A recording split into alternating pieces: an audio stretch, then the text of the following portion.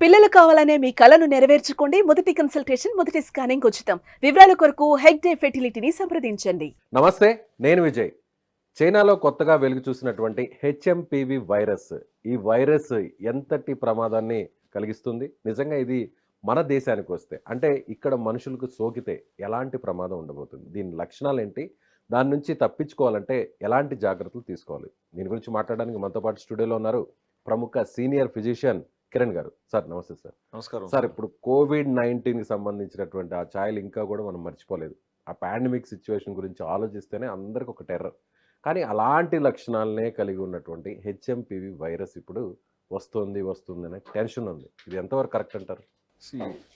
Influenza virus అంటే ఒక జలుబు, వైరల్ న్యూమోనియా, సాధారణమైన జలుబు, సాధారణమైన వైరస్ వల్ల వచ్చే జలుబు అనేది వస్తూనే ఉంటుంది సార్.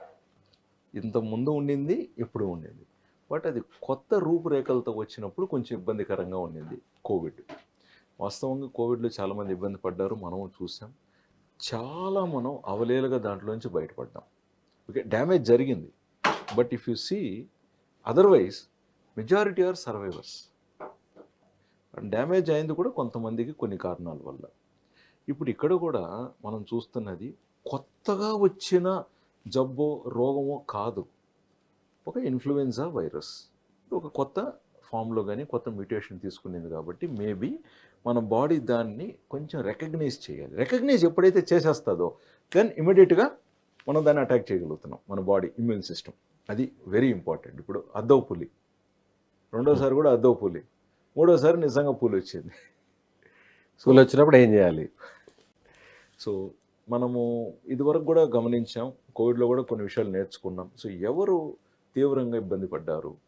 అన్కంట్రోల్డ్ డయాబెటిక్, అంటే షుగర్స్ బాగా ఉంటూ అవి అదుపులో పెట్టుకోక నాకేం కాదులే అనుకున్న వారిలో కొంచెం తీవ్రంగా వచ్చింది. లేదా వృద్ధాప్యంలో ఉంటూ సరైన సందర్భంలో సరైన సకాలంలో వైద్యం అందని వాళ్ళు ఇబ్బందులు పాలయ్యారు. లేదా వైద్యం అందినప్పటికీ అది సరిగ్గా పాటించక లక్షణాలు పెరిగి తీవ్రత పెరిగిన తర్వాత ట్రై చేసి ఇబ్బందుల్లో ఎదుర్కొన్నారనమాట.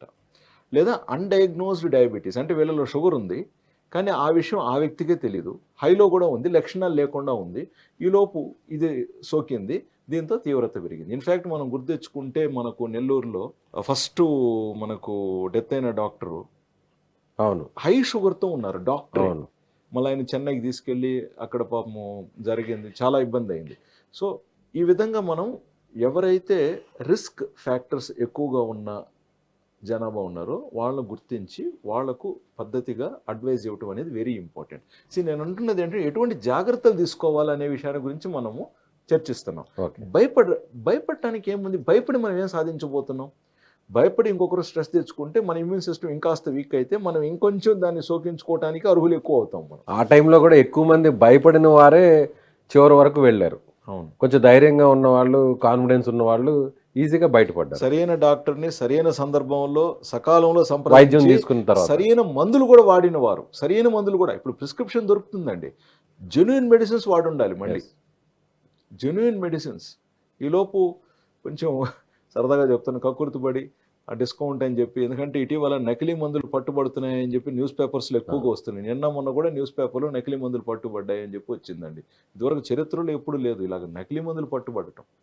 So very important. ఒక డాక్టర్ మీకు ప్రిస్క్రిప్షన్ ఇచ్చినప్పుడు అది సింపుల్ మెడిసిన్ అయినా సరే, ఈవెన్ పారాసెటమాల్ కావచ్చు, ఒక యాంటీబయాటిక్ కావచ్చు, జెన్యూన్ మెడిసిన్స్ తీసుకోండి. 10 రూపాయలు తక్కువకు వచ్చిందని చెప్పేసి మనం తీసుకోవటం వల్ల వాటి పొటెన్సీ తక్కువ ఉంటే హై డోసెస్ వాడాలి, ఎక్కువ డోసెస్లు వాడాలి. దాని ద్వారా మళ్ళీ లివర్ కిడ్నీకి అనవసరంగా ఇబ్బందులు ఉంటాయి. పర్టికులర్గా ఈ వైరస్కి సంబంధించి రాకుండా ఉండాలంటే వచ్చినా కూడా ఎంతవరకు మనం జాగ్రత్తగా ఉండాలి? ఎలాంటి ఆహారపు అలవాట్లు, లేదంటే మీరు అన్నట్లు కొన్ని ప్రివెన్షన్ లాంటివి చేస్తే ఎలా ఉంటుంది? రాకుండా ఆపలేమండి, ఆపలేం. ఇది సునామీ లాగా వచ్చిందంటే వస్తుంది, తగులుతుంది. ఈవెన్ కోవిడ్ కూడా మనం ఎన్నో జాగ్రత్తలు తీసుకున్నాం, బట్ ఎక్కడ ఆపగలిగాం? ప్రతి మనిషికి ఏదో ఒక రూపంలో అది తాకింది. బట్ తర్వాత ఇతను రోగి అయ్యాడా లేదా అనేది వేరే అంశం. ఇక్కడ కూడా ఇన్ఫ్లుయెన్జాకి మనం తీసుకుంటే బేసిక్ జాగ్రత్తలు ఏంటి? క్రౌడ్లో వెళ్ళకూడదు, ఒకవేళ ఒకరికి దగ్గు, జలుబు, తుమ్ములు వస్తూ ఉంటే ఫస్ట్ చేయాల్సింది ఏంటంటే అతను రిఫ్రెయిన్, అంటే అతను ఇంట్లో ఉండాలి. అతను ముందుకు వచ్చి నలుగురితో కలిసే పనులు చేయకూడదండి. అది క్రమశిక్షణ. మీరు యూరోప్లో కూడా చూడండి, ఎప్పుడు కూడా సీజన్స్లో వాళ్ళకి ఇన్ఫ్లుయెన్జా వస్తూ ఉంటుంది. ముఖ్యంగా ఈ జనవరి టైంలో వాళ్ళకు కోల్డ్ ఎక్కువ -డిగ్రీస్కి వెళ్ళినప్పుడు ఇన్ఫ్లుయెన్జా వస్తూ ఉంటుంది. ఇమీడియట్గా వాళ్ళు దానికి క్వారంటైన్ విధించి 14 రోజులు ఆ వ్యక్తిని బయటకు రాకూడదని చెప్పటం, లేదా చిన్న స్కూల్స్లో అయితే పిల్లలకు ఒక 10-20 రోజులు బడి క్లోజ్ చేసేస్తారు. ఎందుకు అనవసరంగా పిల్లల నుంచి ఈ పిల్లలకి, వాళ్ళ నుంచి వాళ్ళ పేరెంట్స్కి సోకుతుందని చెప్పి చాలా జాగ్రత్తలు తీసుకుంటారు. సో ఫస్ట్ ఎవరైతే కొంచెం జలుబు, దగ్గు, జ్వరంతో ఉంటారో వీలైతే మీరు ఇంటి దగ్గర నుంచి వర్క్ చేయటం కానీ, లేదా మీరు కొంచెం నలుగురితో కలవకుండా ఉండటానికి జాగ్రత్తలు తీసుకోండి. అలా ఎన్ని రోజుల పాటు? జనరల్గా 1 వీక్లో ఇన్ఫ్లుయెన్జా తగ్గిపోతుంది. వాళ్ళు డాక్టర్ని సంప్రదిస్తారు, మెడిసిన్స్ తీసుకుంటారు, బాగా అయిపోతుంది. సో మీరు ఎలా నివారించాలి? సో క్రౌడ్స్లోకి ఎక్కువ వెళ్ళకూడదు. రెండోది, కోల్డ్గా ఉండే ఐటమ్స్ దయచేసి అవాయిడ్ చేయండి. ఎందుకంటే మీరు చూసుంటారు, చల్లగా మనం కానీ కూల్ డ్రింకో చల్లటి నీరు తీసుకుంటే సడన్గా కూడా మనకు వెంటనే చేంజ్ అయిపోతుంది, ఇష్యూస్ వచ్చేటి. సో అటువంటి ప్రయోగాలు చేయకండి. వామ్ వాటర్ తీసుకోండి, జాగ్రత్తగా ఉండండి. సాల్ట్ వాటర్ గార్గిలింగ్ కూడా ప్రివెంటివ్గా తీసుకోవటానికి నేను చెప్తున్న పాయింట్స్. అదేవిధంగా ఎవరైతే షుగర్ పేషెంట్స్ ఉన్నారో దయచేసి మీ షుగర్స్ని పూర్తి స్థాయిలో మంచి మందులు మీ డాక్టర్ చెప్పినట్టుగా వాడి షుగర్స్ని కంట్రోల్లో పెట్టుకోండి. కొంతమందికి ఇన్సులిన్ అవసరం ఉంటుందండి. కొంతమందికి దయచేసి వారు ఆ ఇన్సులిన్ ఏదైతే వారి డాక్టర్ ఇచ్చుంటారో అది వాడి షుగర్ కంట్రోల్లో పెట్టుకోండి. మీ ఇమ్యూన్ సిస్టమ్ స్ట్రాంగ్గా పెట్టుకోండి. ఇంకా పోగా వైటమిన్ బి డెఫిషియన్సీ ఉన్నవారు దయచేసి కావాల్సిన దానికి సప్లిమెంట్ డాక్టర్ చెప్పినట్టుగా తీసుకొని చూసుకోగలరు. అదేవిధంగా వైటమిన్ డి డెఫిషియన్సీ ఉన్నా కూడా దాన్ని కరెక్షన్ చేయటం ముఖ్యం. అండ్ ముఖ్యంగా ఎవరైతే వైటమిన్ సి ప్రాపర్గా లభించట్లేదో దయచేసి వారు, వైటమిన్ సి అనేది మనకు చాలా ఇంపార్టెంట్, ఇమ్యూన్ సిస్టమ్ అని కాపాడేది వైటమిన్ సి. సో వాళ్ళు ఫ్రెష్ వెజిటబుల్స్ కానీ, మనం కొంచెం లెమన్ జ్యూస్ తీసుకోవటం కానీ, ఆమ్లా తీసుకోవటం కానీ ఇట్లాంటివి కూడా ప్రయత్నించండి. ఒకవేళ డాక్టర్ మీకు వైటమిన్ సి ట్యాబ్లెట్ ప్రిస్క్రైబ్ చేస్తే మీరు హ్యాపీగా తీసుకోవచ్చు. బట్ దయచేసి సొంతంగా వెళ్ళి సొంత మెడికేషన్స్ చేయకండి. ఇది డాక్టర్ని అయితే కలవడం మంచిది, ఇంపార్టెంట్ అండి. ఈ లక్షణాలు కనిపిస్తే కలవడం మంచిది. భారతదేశంలో డాక్టర్లకి అయితే కరువు లేదండి. అండ్ భారతదేశం డాక్టర్స్ ప్రపంచంలోనే మేధావులు అన్న విషయం అందరికీ తెలిసిందే. మీరు అమెరికాలో తీసుకోండి, ఆస్ట్రేలియా తీసుకోండి, మన ఇండియన్ డాక్టర్సే డామినేటింగ్. సో కాబట్టి కొన్ని విషయాలలో మనం సరైన దారిలో వెళ్ళటం మంచిది. ఇంకా పోగా వృద్ధాప్యంలో ఉన్నవారు, గతంలో ఎవరికన్నా ఆస్తమా ఇష్యూస్ ఉన్నవారు, లేదా గతంలో కోవిడ్లో కొంచెం ఇబ్బందికరంగా కోలుకున్నవారు కొంచెం ప్రత్యేకమైన జాగ్రత్తలు తీసుకుంటూ ముందస్తుగా అవసరం ఉంటే డాక్టర్ని కన్సల్ట్ అవటం కానీ, వాటెవర్ ప్రికాషన్స్ తీసుకోవటం. చిన్నపిల్లల్లో ఆస్తమా ఉన్న పిల్లలు, సో వీళ్ళు. ఇంకొకటి ఏంటంటే నేను చెప్పేది మీకు కొంచెం హాస్యంగా ఉంటుంది. ఊబకాయంతో ఉన్న ప్రతి ఒక్కరు, అది చిన్నపిల్లలు కావచ్చు, పెద్దోళ్ళు కావచ్చు, బరువు ఎక్కువగా ఉన్నవారు కూడా జాగ్రత్తలు తీసుకోవాలి. ఎందుకంటే వెయిట్ ఎక్కువగా ఉన్నప్పుడు మనకు ఫ్యాటే మనకు ఒక ఇన్ఫ్లమేటరీ కండిషన్ క్రియేట్ చేస్తూ ఉంటుంది. సో జాగ్రత్త అంటే ఇప్పటికిప్పుడు మనం బరువు అయితే తగ్గించుకోవాలి. బట్ స్టిల్ నిద్ర మంచిగా ఉండటం, ఈ విషయం అందరికీ మళ్ళీ. ఎందుకంటే నిద్ర మానేసి మనము అది వర్క్ కావచ్చు, లేదా విలాసం కావచ్చు, ఇమ్యూనిటీ తగ్గిపోతుంది. అది వర్క్ కావచ్చు, ఎంటర్టైన్మెంట్లో కావచ్చు. మీరు నిద్రని కానీ ఇబ్బంది, అంటే నిద్ర సరిపోలేదు అనుకోండి, ఇమ్యూనిటీ తగ్గిపోతుంది. కాబట్టి నిద్ర వెరీ ఇంపార్టెంట్. ప్లస్ ఓవర్గా స్క్రీన్కి అడిక్ట్ అవ్వకండి. మనం ఎక్కువగా ఉదయమో సాయంత్రమో అవసరానికి మించి స్క్రీన్కి అడిక్ట్ అయినా కూడా ఇమ్యూన్ సిస్టమ్ డౌన్ అవుతుందండి. Mobiles, anything, TV. అవును, ఇప్పుడు చాలామంది మన దగ్గరికి వచ్చేవాళ్ళు, సార్ నాకు స్ట్రెస్ ఎక్కువ సార్, నాకు వర్క్ ఎక్కువ సార్ అంటారు.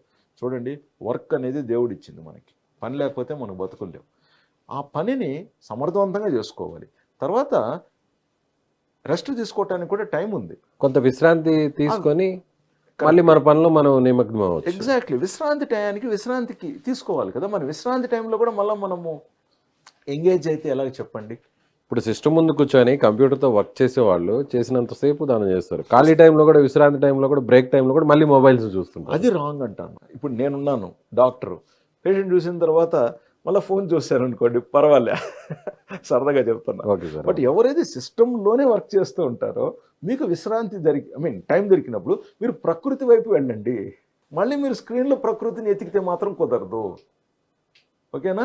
ఇంటర్నెట్లో ప్రకృతి దొరకదండి, అది మీరు గుర్తుపెట్టుకోండి. ప్రకృతి సో స్ట్రెస్ లేకుండా ఉండాలి, మంచిగా నిద్రపోవాలి, కరెక్ట్ టైంకి ఫుడ్ తీసుకోవాలి, సి విటమిన్, బి విటమిన్ ఉన్న ఫుడ్ తీసుకుంటే మంచిది. మంచిది అవసరమైతే దీర్ఘకాలిక వ్యాధులు ఉంటే, ముఖ్యంగా డయాబెటీస్ ఉన్నవారు డాక్టర్ని కన్సల్ట్ అవ్వడం ఇంకా మంచిదండి. కంట్రోల్. ఎలాంటి లక్షణాలు ఉంటాయి? అగైన్ కామన్ లక్షణాలండి. మామూలుగా జలుబు వచ్చినప్పుడు ఎలాగైతే మనకు ఉంటుందో, లైట్ గా దగ్గు రావటం కానీ, సోర్ థ్రోట్ గా కానీ, లైట్ గా హెడ్ ఏక్ కానీ, లైట్ గా బాడీ పెయిన్స్ కానీ, ఇలాంటివి ఉంటాయి అన్నమాట. సో ఫీవర్ ఫీవర్, లైట్ గా ఫీవర్ ఉండటం కామన్ కోవిడ్ లక్షణాలే. జలుబు లక్షణాలు. కోవిడ్ పేరు వద్దు, మనం ఓకే, ఆ పేరు చెప్తే మళ్ళీ భయపడతారు. భయభ్రాంతులకు గురి చేయటం మన లక్ష్యం కాదు. జనరల్ గా జలుబు వస్తే ఎలాంటి లక్షణాలు ఉంటాయి, సేమ్ టు సేమ్ ఉంటాయి అన్నమాట. Okay sir. సో కాబట్టి అది మనం ప్రస్తుతానికి దాని మీద మనకు పెద్దగా ఇంకా ప్రోటోకాల్స్ ఏం లేవు కాబట్టి మనము ఉన్నవి లేనివన్నీ చెప్పి జనాలు కన్ఫ్యూజ్ చేయకూడదు. నిజాయితీగానే మనకు ఉన్న విషయం ఉన్నట్టుగా తీసుకోవటం అనేది చాలా ఇంపార్టెంట్. సో నిద్రాహారాలు టయానికి మితంగా ఏదైతే కరెక్ట్గా ఉంటాయో ఇవన్నీ సరిగ్గా పాటిస్తూ ఆరోగ్యంగా ఉండటం చాలా important. Right sir, thank you so much.